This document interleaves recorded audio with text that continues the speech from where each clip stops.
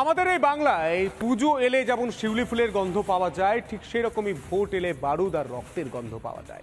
Vote পরবর্তী হিংসায় বারবার উত্তপ্ত হয় এই বাংলা।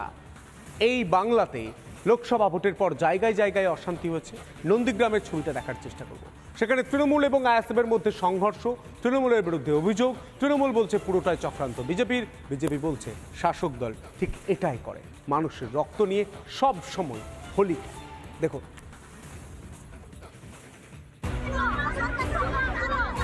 ফের উত্তপ্ত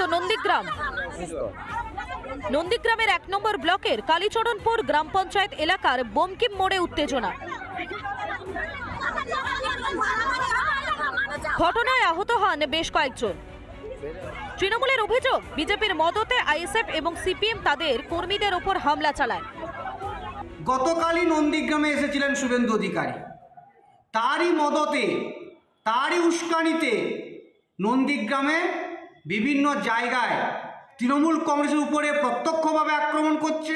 আইএসএফ এবং সিপিএমকে সঙ্গে নিয়ে সমস্ত রকম অবৈধ অস্ত্র কারবারি করে তৃণমূল কংগ্রেসের উপরে হামলা চালাচ্ছে। যদিও তৃণমূলের অভিযোগ অস্বীকার করেছে বিজেপি। তৃণমূল পরিকল্পনা করে অশান্তি তৈরি করেছে বলে দাবি স্থানীয় বিজেপি নেতৃত্ব। ভারতীয় জনতা পার্টি এই লোকসভাতে এবং পঞ্চায়েত নির্বাচনে জয় হয়েছে, সেটা তৃণমূল কংগ্রেস সহ্য করতে পারছে না। সেই জন্য সেই এলাকায় দাপট দেখানোর জন্য, তাদের রাজনীতির মাটি যাতে ফিরে পায় তার জন্য সন্ত্রাস করছে। পূর্ব মেদিনীপুরের 2টি আসনেই জয়ী হয়েছে বিজেপি। তারপরেও পূর্ব মেদিনীপুরের বিভিন্ন এলাকায় আক্রান্ত হচ্ছে বিরোধীরা। কেন এ রাজ্যে হিংসার শিকার হতে হয় বিরোধীদের?